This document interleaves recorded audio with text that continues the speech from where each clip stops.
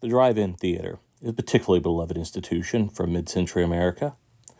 Sure, seeing a movie inside is all well and good, but there's something special about seeing Peter Cushing slay vampires or Pam Grier kick bad guy butt when you're sitting in the comfort of your own car. But on the night of April 14th, 1979, moviegoers in the Whitehaven area of Memphis got to see something far more incredible in the sky than they would ever see on the big screen.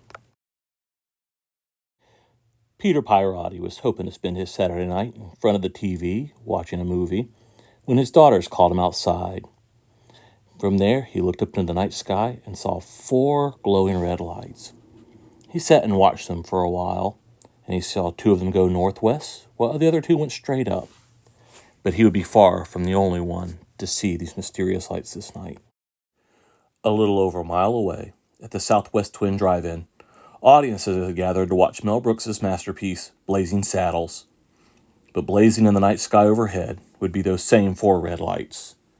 Lydia Ward, who was a witness to the event, would tell the police that they sparkled like fire but were, quote, much redder than fire, unquote. Not everybody there that night was eager to believe that E.T. was making contact with us. One witness, Marianne Rooker, would tell the local newspaper, The Commercial Appeal, that she thought they were nothing more than helium balloons with flashlights in them to cause the glow. Given how close Memphis International Airport is to the theater, it only makes sense that Alan Stoddard, the assistant chief at the FAA tower there, would spend his nights taking calls about the mysterious lights over South Memphis. However, this is not where our story ends. As a few nights later, on April 19th, at Robco Lake, just down the street from the theater, 10 people called in to once again report mysterious red lights in the Memphis night sky. This time, Ron Houston, who was a helicopter pilot with the Memphis PD, would be on hand as he was nearby the airport. Naturally, he took his chopper out to investigate the UFOs that had been bugging Whitehaven. The only issue was they were much too high in the sky and he could never really get a good look at them. Whoever or whatever was behind all this seemed to know that tonight was their grand finale.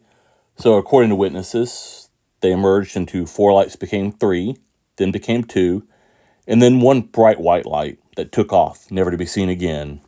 These sightings over Memphis were ultimately reported to Robert Bob Gribble, a famed ufologist who created the National UFO Center, or NUFORC.